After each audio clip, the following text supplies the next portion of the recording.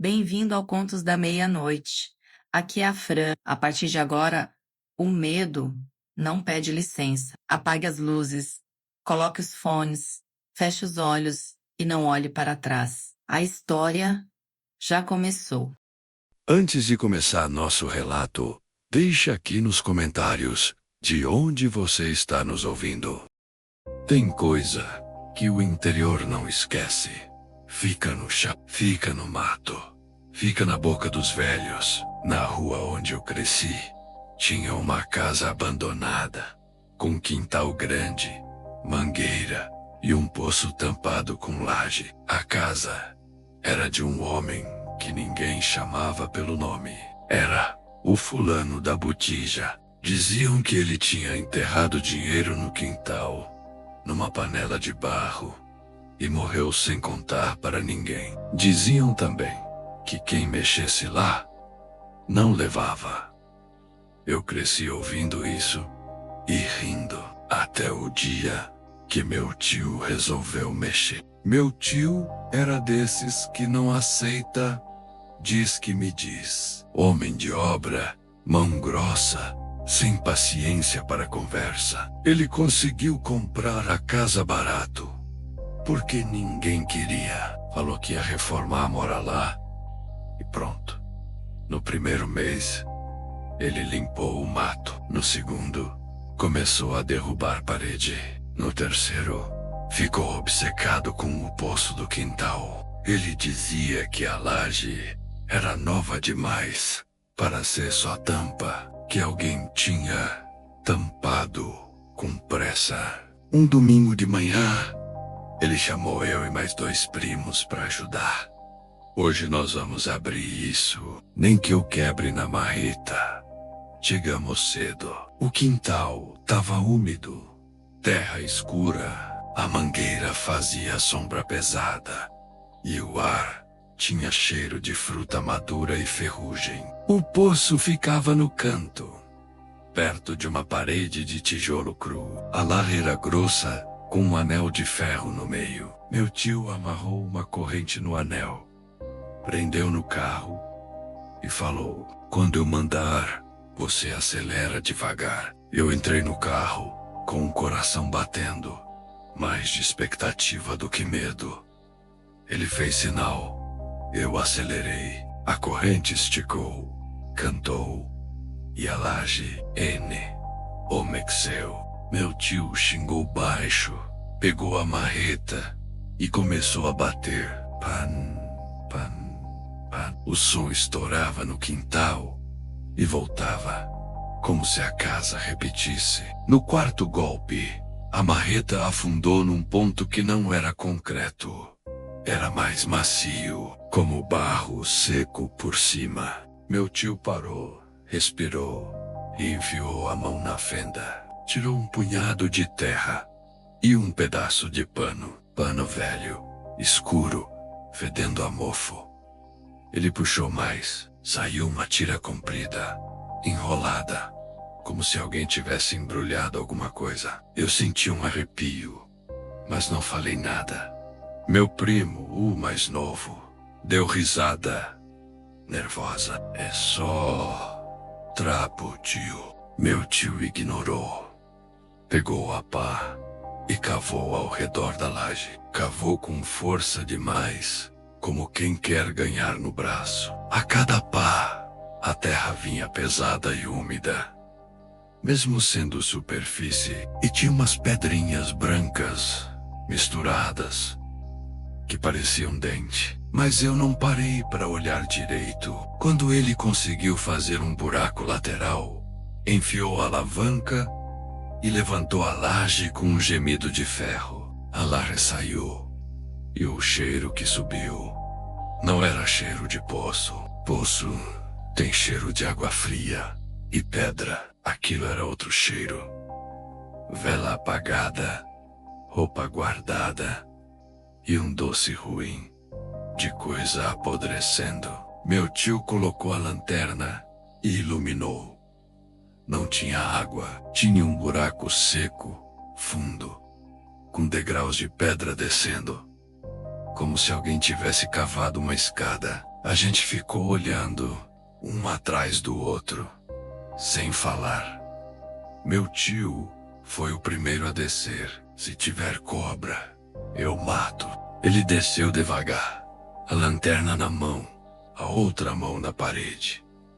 A luz pegava em pedras úmidas, mas o chão parecia seco. Eu desci atrás, com a respiração curta. Lá embaixo tinha um corredor curto que terminava numa espécie de nicho, e no nicho tinha uma panela de barro, buterra mesmo, redonda, barriguda, tampada com barro endurecido por cima. Meu tio ficou parado olhando.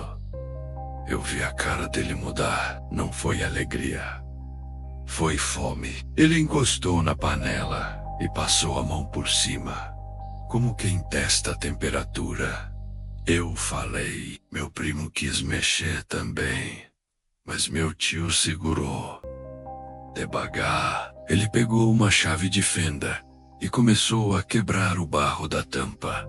Tacan, tacan, tac. Cada pancada fazia eco estranho, como se o buraco respondesse. Quando a tampa cedeu, ele enfiou o dedo e puxou um pedaço de pano de dentro. Pano embebido de alguma coisa escura, grudenta. E aí eu ouvi, lá em cima, no quintal, um som. Passo na terra, um passo leve, arrastado, como se alguém estivesse caminhando devagar na lama. Eu congelei. Olhei para o meu tio. Ele não ouviu ou não quis ouvir. Continuou abrindo a panela. Eu subi 2 degraus e gritei lá para cima: "Oh, tem alguém aí?" Nenhuma resposta. Só mais um passo e um arrasto curto, como saco de estopa sendo puxado. A lanterna na minha mão tremia. O corredor parecia mais escuro do que deveria, mesmo iluminado. Meu primo lá embaixo sussurrou: "Para com isso. Deve ser gato." Mas eu sabia que não era gato. Gato não faz aquele peso. Meu tio enfiou a mão dentro da botija e puxou. Saiu um embrulho, pano amarrado com barbante, um nó duro, antigo. Ele começou a desatar com pressa. O barbante cortava o dedo. Eu ouvi outro som lá em cima.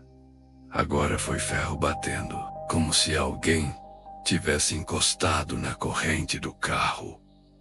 Clim, eu senti um frio subir pelo estômago.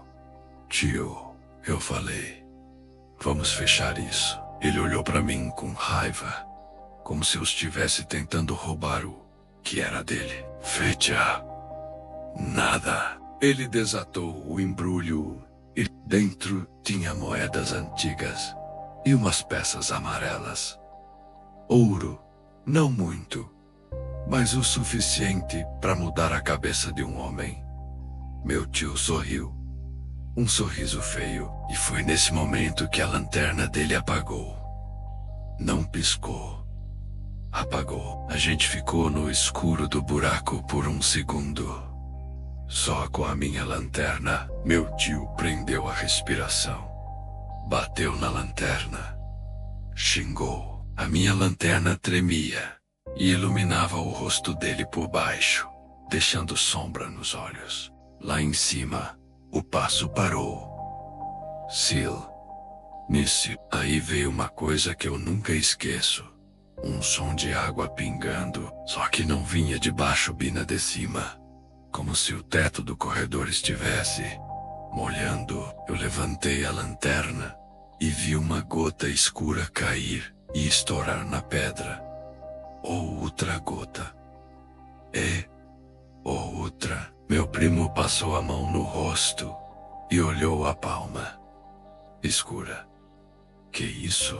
O cheiro ficou mais forte, o doce ruim, e o ar ficou pesado, como se faltasse oxigênio. Meu tio agarrou o embrulho de moedas e falou: "Subimos agora." Ele subiu primeiro, rápido, sem cautela, como se quisesse sair com o ouro antes que alguém mudasse de ideia.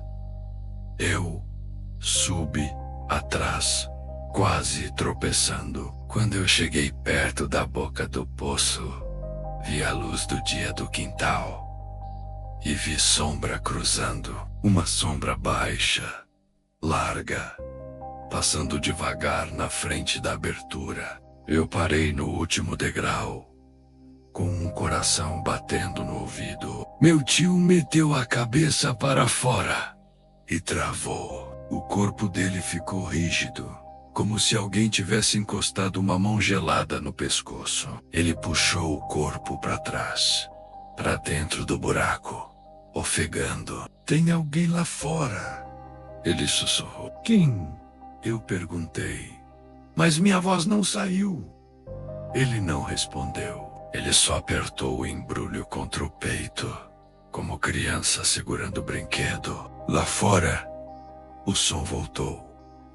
Arrasto na terra e junto, um barulho de metal raspando, como foice no chão. Meu primo começou a chorar baixinho. Eu queria subir e correr, mas minhas pernas não obedeciam.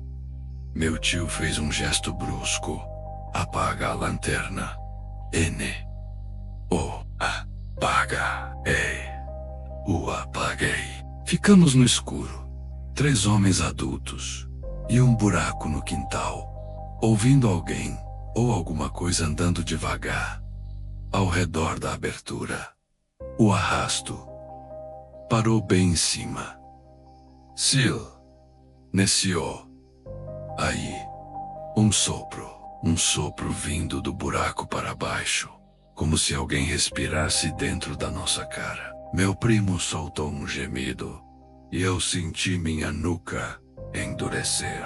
Meu tio apertou o embrulho e, num impulso, soltou o pano dentro da botija. As moedas bateram na pedra com um som seco. Na mesma hora, o sopro parou. O arrasto lá fora deu 2 passos para trás. Ouvi uma coisa como pano sendo arrastado para longe, pelo quintal. Eu acendi a lanterna de novo, subi correndo. O quintal estava vazio, mas a terra perto da boca do poço estava mexida, marcada. Tinha um rastro circular, como se algo tivesse dado volta e volta. Ali, encostando, testando. Meu tio saiu por último, com a cara pálida e o peito subindo e descendo rápido. Ele não tinha o embrulho. Ele não falou nada. A gente colocou a laje de volta com pressa, puxando, empurrando. E meu tio ainda jogou cimento por cima, como se quisesse colar o mundo. Naquela noite, ele não dormiu. Ficou sentado na varanda, com o olho perdido no quintal, ouvindo o silêncio. E no outro dia cedo, ele vendeu a casa. Barato, sem negociar. Quando perguntaram por quê, ele só disse: tem coisa que não é nossa. E quando a gente encosta, ela encosta de volta. Até hoje, ninguém mora naquela casa. O quintal está tomado de mato de novo. E de vez em quando, alguém passa na rua e sente cheiro de vela apagada, mesmo sem ter vela nenhuma acesa. Foi num fim de semana. O grupo de sempre ia se encontrar na casa do Brian para beber antes de sair. Isso foi depois da faculdade. A gente tinha entre 23 e 25 anos. A casa do Brian era ponto de encontro porque ele tinha um porão bom e os pais eram tranquilos. Naquela noite, éramos 4. Brian, Randy, Jake e eu. A gente saiu. Passou por bares, depois balada. Em certo momento, eu e o Brian decidimos voltar. Estávamos cansados. Randy e Jake ficaram na rua. O Brian me ofereceu o sofá-cama no porão, desceu comigo, ajudou a montar. E a gente ainda jogou uma partida de FIFA. Eu estava cansado e só queria dormir. Ele subiu e fechou a porta. Eu fiquei sozinho, no escuro. A única coisa que quebrava a escuridão eram as luzes do relógio, do aparelho de TV a cabo e um brilho esverdeado vindo de uma mini geladeira do outro lado do porão. A geladeira fazia um ruído branco constante. Isso ajudava a dormir. Eu o apaguei. Acordei e ainda estava escuro. Eu tinha a sensação de ser madrugada. Algo entre 3 e 4 da manhã. Minha boca estava seca. Eu não levei água para baixo. Idiota. Eu virei de lado e olhei para a mini geladeira. Só tinha bebida. Foi quando meus olhos correram para o outro canto do cômodo. No começo eu achei que era minha visão pregando peça, mas eu podia jurar que tinha uma massa escura no canto do porão. Uma mancha grande, preta, que eu não lembrava de estar ali. Eu esperei, tentando deixar os olhos se ajustarem. Pensei que fosse um casaco pendurado, mas quanto mais eu encarava, mas eu via que aquilo se mexia. Era uma pessoa. Eu precisava sair, sem entrar em pânico. Depois de alguns minutos, eu sentei no sofá-cama e fingi que estava me espreguiçando. Comecei a falar sozinho de propósito, reclamando da sede, para parecer alguém alheio, como se eu fosse só pegar água. Levantei e caminhei em direção às escadas. Isso me fazia passar mais perto da figura. Quando virei para subir, eu só pensava em não ser agarrado. Eu subi, devagar, normal, sem correr. Quando eu já estava mais ou menos na metade da escada, eu olhei rápido para baixo. A massa agora estava no pé da escada. Eu corri, quase tropecei, bati a porta do porão com força e fechei. Subi correndo até o quarto do Brian.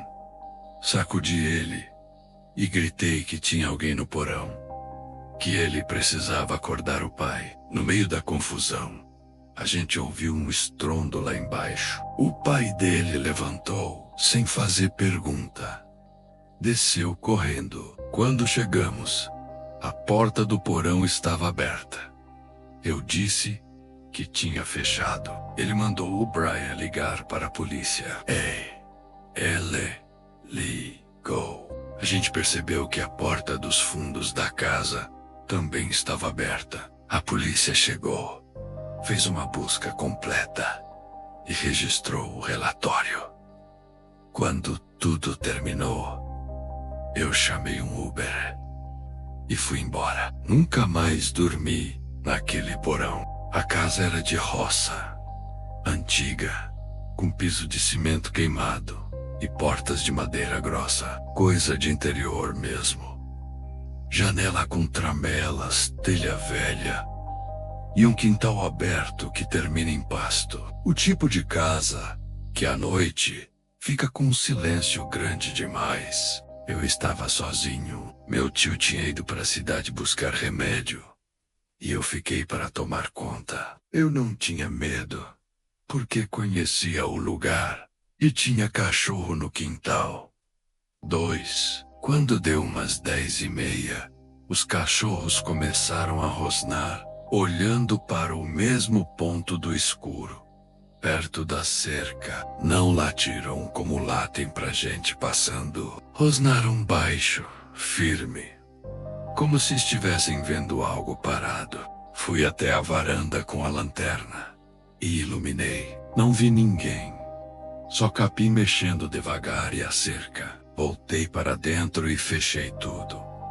Tranquei a porta da frente e a dos fundos. A casa tinha uma cozinha separada da sala por um batente largo. Eu fiquei deitado na sala, mas com a cozinha no meu campo de visão. Minutos depois, ouvi um som de raspagem vindo do lado de fora da cozinha, como unha ou metal raspando na parede. De leve, indo e voltando, eu fiquei imóvel, escutando. A raspagem parou. Aí veio o primeiro toque na janela. Não foi batida. Foi um toque curto, como quem encosta com um nó do dedo. Toque. Depois outro. Toque. Eu levantei devagar e fui até a cozinha com um facão na mão. A janela tinha cortina fina por dentro. Eu não abri a cortina. Só encostei o ouvido na parede. Do lado de fora alguém respirava forte. Respiração de peito cheio. Cansada. Como se tivesse subido correndo. E aí, a janela recebeu um empurrão. A tramela segurou, mas a madeira estalou. E a poeira caiu do caixilho. A cortina balançou para dentro. Eu dei um passo para trás. Veio outro empurrão, mais forte. A janela tremeu inteira. A tramela vibrou, mas não soltou. E então, pela fresta entre a madeira e o caixilho, entrou uma coisa. Primeiro foi a unha, grossa, preta, curva, aparecendo devagar, como se procurasse espaço. Depois entrou um dedo comprido, depois outro. A mão inteira forçou a abertura. Eu vi os dedos abrindo a madeira com força, tentando puxar a tramela por dentro. O pensei. Eu fui para cima com o facão e bati. A lâmina pegou de lado. Não cortou limpo, mas acertou. A mão recuou numa pancada. Veio um som abafado do lado de fora, como um gemido preso na garganta. No mesmo instante, a janela foi puxada com violência, como se alguém tivesse tomado impulso. A tramela quebrou. A janela abriu com um estalo alto, e a cortina foi arrancada para dentro. Eu vi, no vão, uma cabeça baixa e um ombro peludo forçando passagem. Eu golpeei de novo. Dessa vez, a lâmina pegou em carne. O sangue veio em jato curto, quente, batendo na parede da cozinha e respingando no fogão. Vermelho vivo na hora, escorrendo em fio. A coisa recuou, mas não foi embora. Ela bateu na janela aberta com força, como se tentasse entrar mesmo ferida. A madeira estalou mais uma vez. O caixilho rachou. Eu recuei para a porta da cozinha e fechei a porta interna, trancando com um que deu. Uma cadeira enfiada no batente. Meu coração parecia que ia rasgar o peito. Do lado de fora ouvi os cachorros gritarem. Não foi latido. Foi um som de dor, curto. E depois, silêncio. Isso foi o que mais me gelou. A casa ficou sem cachorro. A janela bateu de novo. E aí, começou o pior.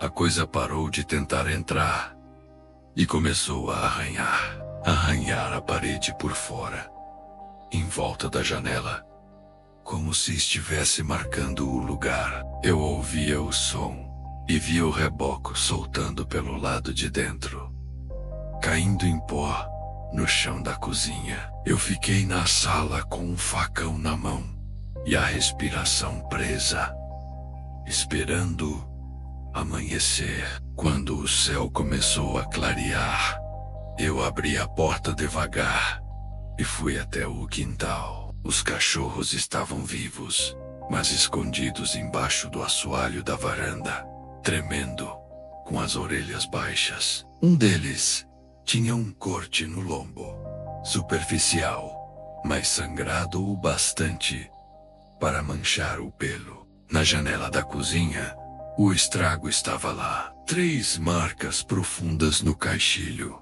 como se fossem garras. a tramela partida, no reboco do lado de fora. Riscos longos, fundos, e no chão, folhas amassadas com sangue escuro. O meu sangue não era, porque eu não me cortei. No fim da manhã, meu tio voltou. Eu mostrei tudo sem falar muito. Ele ficou olhando o caixilho, passou o dedo no sangue seco na parede e disse só: "Ainda bem que você não abriu a cortina." Eu perguntei por quê. Ele respondeu: "Porque quando você olha, ele sabe que foi visto e volta, sabendo o caminho." Naquele tempo, o açude do Boqueirão era mais do que uma simples reserva de água. Ele era o centro da vida da vila. O lugar onde todos buscavam sustento, esperança e sobrevivência. Durante o dia, refletia o céu aberto do sertão. Azul intenso, quase sem nuvens, mas ao entardecer, quando o sol se escondia atrás das serras distantes, suas águas ganhavam um tom avermelhado estranho, como se guardassem em silêncio histórias antigas que ninguém mais ousava contar. Desde criança, eu ouvia os mais velhos repetirem sempre o mesmo aviso. Na Sexta-feira Santa, ninguém deve se aproximar do açude. Não era apenas uma regra, era um costume, quase um ritual silencioso. As casas permaneciam fechadas, as conversas ficavam baixas, e até as crianças pareciam compreender que aquele não era um dia comum. Minha avó dizia que a água, nesse dia, deixava de ser apenas água, tornava-se um espelho para algo antigo, escondido nas profundezas, esperando apenas o menor descuido para se manifestar. Eu cresci ouvindo essas histórias, mas nunca acreditei totalmente nelas. Para mim, eram apenas lendas, criadas para impor respeito, talvez medo, talvez obediência. Com o passar dos anos, fui aprendendo a confiar mais no que via do que no que escutava. Até aquela Sexta-feira Santa, naquele ano, a seca castigava nossa terra com crueldade. O sol parecia mais próximo, mais quente, mais impiedoso. A roça não vingou. O milho secou ainda pequeno. O feijão mal brotou. E dentro de casa, a comida se tornava cada vez mais escassa. Eu via o esforço da minha mãe para dividir pequenas porções entre todos. Meus irmãos dormiam cedo, tentando enganar a fome. O peso daquela situação começou a me consumir. Todas as noites eu pensava no açude, pensava nos peixes, na água farta, na possibilidade de levar algo para casa. A cada pensamento, ouvia mentalmente o aviso da minha avó, mas, junto dele, vinha também a imagem dos meus irmãos com fome.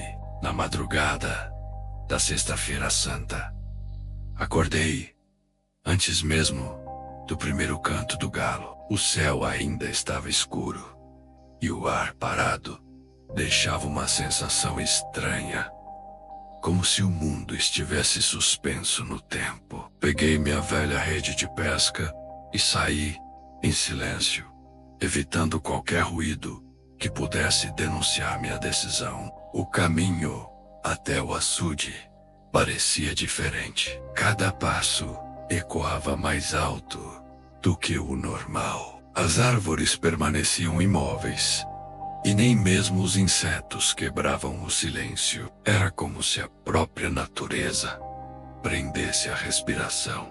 Quando avistei o Boqueirão, senti um calafrio involuntário. A água estava lisa demais, imóvel demais. Nenhuma ondulação, nenhum reflexo comum. O tom avermelhado dominava sua superfície, criando uma impressão inquietante, quase hipnótica. Aproximei-me devagar. Lancei a rede. Ela caiu na água com um som abafado que pareceu ecoar além do esperado. Esperei alguns segundos e puxei. Nada. Tentei novamente, com mais força. Nada. Aquilo não fazia sentido. O açude sempre fora generoso. Uma sensação de desconforto começou a crescer dentro de mim, como se algo estivesse errado. Desde o momento em que pisei ali, foi então que percebi um leve movimento no centro da água. Não era um movimento claro, mas uma ondulação lenta, quase imperceptível, como se algo se deslocasse logo abaixo da superfície. Senti meu coração acelerar. O ar ao redor parecia mais pesado, difícil de respirar. Um arrepio percorreu minhas costas e por um instante pensei em ir embora. Mas a fome, teimosa, ainda me mantinha ali. Ente, Wahube, um som baixo, distante, quase confundido com um vento. Meu nome. Fiquei imóvel tentando entender se minha mente estava me pregando uma peça. Olhei ao redor. Não havia ninguém, nenhuma casa, nenhuma sombra, nenhum sinal de presença humana. A água voltou a se mover, dessa vez mais próxima. O silêncio tornou-se absoluto, como se todo o mundo tivesse se calado para escutar junto comigo. A sensação de estar sendo observado se tornou sufocante. Meu peito apertou e minha respiração ficou curta. Ouvi novamente o sussurro, agora mais claro, meu nome. Senti o pânico se instalar lentamente. Não era um medo explosivo, mas um terror que crescia devagar, envolvendo meus pensamentos, paralisando meus movimentos. Minhas mãos começaram a tremer. A superfície do açude formava círculos lentos, um dentro do outro, como se algo respirasse em seu interior. Quanto mais eu observava, mais tinha a certeza de que havia ultrapassado um limite invisível. Soltei a rede. Dei alguns passos para trás. O ar parecia vibrar, carregado de uma presença invisível. Meu corpo inteiro gritava para que eu fosse embora. Virei-me e corri. Cada passo parecia pesado, como se o chão tentasse me segurar. O silêncio me acompanhava, pressionando meus ouvidos, tornando minha própria respiração alta demais. Não olhei para trás. Quando alcancei os limites da vila, minhas pernas já não me sustentavam. Entrei em casa trêmulo, suado, com um coração disparado. Minha avó me encarou em silêncio. Seus olhos diziam que ela já sabia. Não precisei explicar nada. Ela apenas se aproximou, segurou minhas mãos geladas e disse, em voz baixa, algumas coisas não precisam ser vistas para serem temidas. Naquela noite, febre e sonhos inquietos me tomaram. Vi a água vermelha, senti uma presença me observando. Ouvia meu nome ecoando em lugares vazios. Desde então, nunca mais cheguei perto do açude numa sexta-feira santa. E até hoje, quando o sol se põe e o boqueirão adquire aquele tom estranho, sinto um arrepio percorrer minha espinha, como se algo, lá no fundo, ainda se lembrasse de mim. Em 12 de agosto de 1978, a pequena cidade de Ibitipoca amanheceu coberta por uma neblina tão densa que as montanhas pareciam ter desaparecido. Naquela época, a estrada de terra que ligava o vilarejo a Lima Duarte era estreita, cercada por mata fechada e penhascos úmidos. Naquela manhã, Antônio Braga não deveria estar ali. Ele era topógrafo, enviado para medir trechos da serra, onde planejavam abrir uma nova rota turística. Levava consigo mapas, instrumentos de medição e um caderno preto, onde registrava tudo com precisão quase obsessiva. O que ele não registrou, ou talvez não tenha tido tempo, foi o que encontrou no quilômetro 17. Segundo os relatos oficiais, Antônio desapareceu por volta das 9h40. O jipe foi encontrado dias depois, estacionado corretamente no acostamento de terra, com as portas fechadas e a chave ainda na ignição. O motor estava frio. O caderno preto aberto sobre o banco do passageiro. Na última página havia apenas uma frase, escrita com grafia tremida: eles caminham quando a neblina sobe. Durante anos, o caso virou lenda local. Diziam que, naquela região específica da serra, a neblina não era apenas um fenômeno natural, era um sinal. Quase 30 anos depois, em 3 de setembro de 2007, eu decidi passar um fim de semana na região. Sou fotógrafo e sempre procurei paisagens pouco exploradas. A Serra de Ibitipoca tinha fama de misteriosa, mas eu buscava apenas imagens dramáticas da névoa entre as montanhas. Hospedei-me numa pousada simples, no centro da vila. Na primeira noite, enquanto conversava com o dono do lugar, mencionei que pretendia fotografar ao amanhecer na antiga estrada da serra. Ele ficou em silêncio por alguns segundos. Se a neblina descer rápido demais, volte. Disse apenas isso. Achei. Exagero. No dia seguinte, acordei às 5h10. O céu ainda estava escuro, mas já havia um manto esbranquiçado cobrindo a estrada. Montei o tripé próximo ao quilômetro 17, justamente onde o topógrafo desaparecera. Décadas antes, eu só descobriria essa coincidência depois. A neblina começou leve, quase bonita. As árvores surgiam como silhuetas suaves. Tirei várias fotos, então percebi algo estranho no visor da câmera. Ao ampliar uma das imagens, vi formas que não estavam ali, a olho nu. Figuras alongadas, verticais, como pessoas paradas entre as árvores. Baixei a câmera. Não havia ninguém. Olhei novamente pelo visor.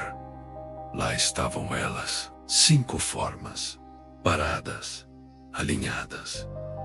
Um arrepio percorreu meus braços. O silêncio também mudou. Não havia pássaros, não havia vento, apenas um zumbido baixo, quase imperceptível, como se a própria neblina vibrasse. De repente, senti que não estava observando, estava sendo observado. As figuras começaram a se mover. Não caminhavam como pessoas, deslizavam lentamente, sempre mantendo a mesma distância entre si, aproximando-se da estrada. Afastei-me instintivamente, tropeçando numa pedra. A câmera caiu no chão, mas eu não parei para pegá-la. A neblina ficou mais densa, subindo do chão como fumaça viva. As formas já estavam próximas o suficiente para que eu percebesse algo perturbador. Não tinham rostos, ou talvez tivessem, mas não onde deveriam. O que deveria ser a face era apenas uma superfície lisa, esbranquiçada, levemente brilhante sob a luz fraca da manhã. Meu coração disparou. Corri até o carro e liguei o motor, com as mãos tremendo. Enquanto fazia a curva para voltar à vila, olhei pelo retrovisor. Elas estavam no meio da estrada, alinadas, paradas, observando. Voltei para a pousada pálido, suando frio. O dono apenas me encarou quando contei o que havia visto. Ele suspirou. Você foi no 17, não foi? Confirmei com a cabeça. Foi então que ele me contou sobre Antônio Braga, sobre o caderno preto, sobre a frase. Descobri, depois que, ao longo dos anos, outros 2 desaparecimentos ocorreram na mesma região, sempre em manhãs de neblina espessa. Voltei para casa no dia seguinte. Dias depois, ao descarregar as fotos no computador, senti o sangue gelar. Em todas as imagens tiradas no quilômetro 17, as figuras estavam lá. Mas havia algo novo. Na última foto tirada segundos antes de eu derrubar a câmera, uma das formas estava muito mais próxima, tão próxima que ocupava quase todo o enquadramento. E onde deveria haver um rosto liso e branco, agora havia algo diferente.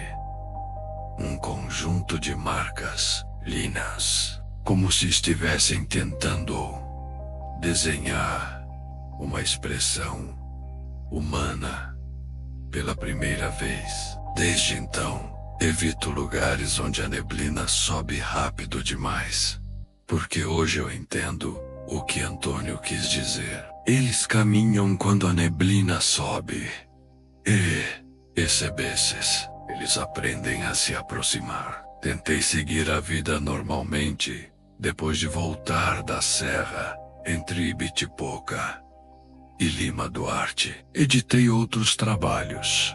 Viajei para novos destinos. Publiquei fotografias em revistas especializadas, mas nenhuma imagem saía da minha cabeça. Aquela última. Ampliei o arquivo no computador. Ajustei contraste, brilho, nitidez. Quanto mais eu mexia, mais as linhas no rosto da figura se tornavam definidas. Não eram aleatórias, formavam algo parecido com sulcos, como marcas de dedos pressionando argila ainda mole. E então percebi outro detalhe. Atrás da forma principal, quase invisível, havia uma sexta silhueta.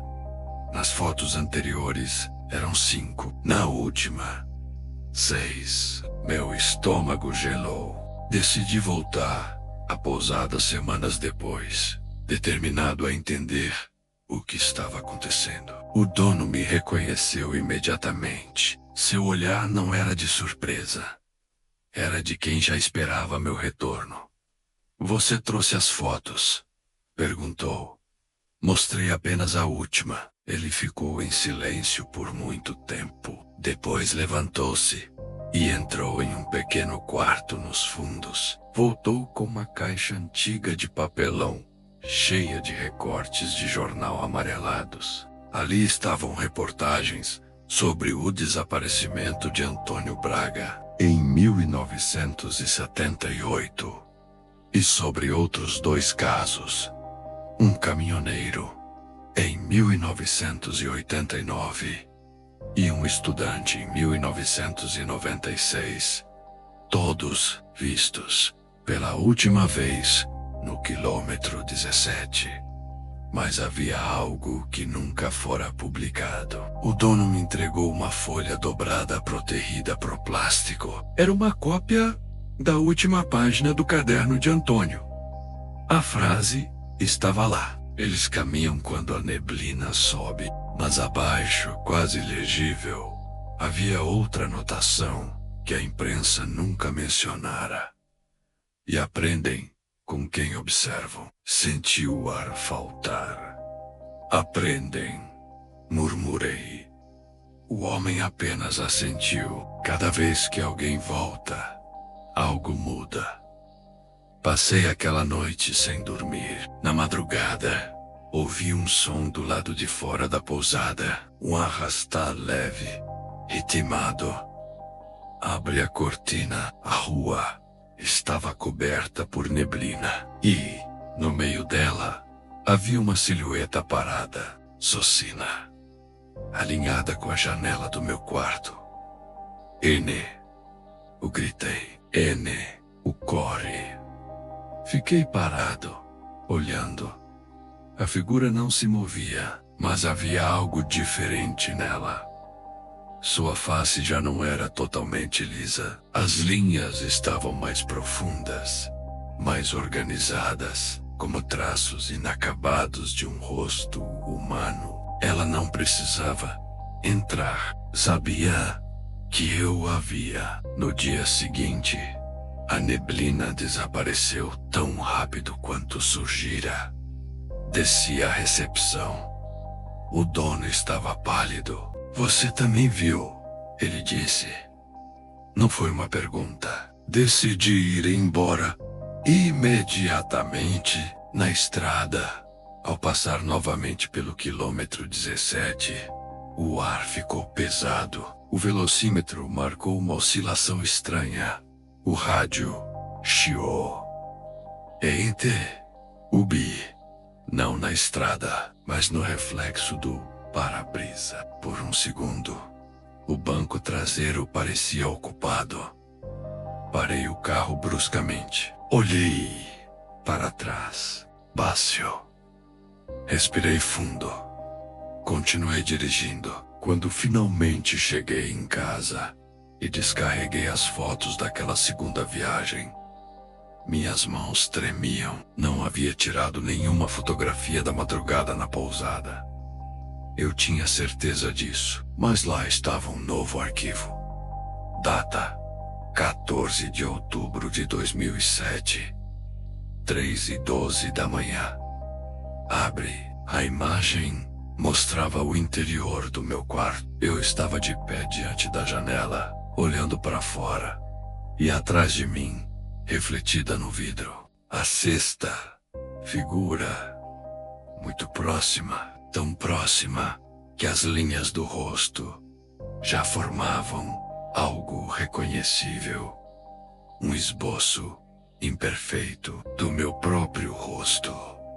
Desde então, não voltei à serra, mas em algumas manhãs frias, quando a neblina sobe rápido demais, na cidade onde moro, eu sinto que não fui o único a retornar daquela viagem. Porque talvez eles não levem todos de imediato. Talvez escolham aprender primeiro. E quando terminam de aprender, eles não precisam mais da neblina.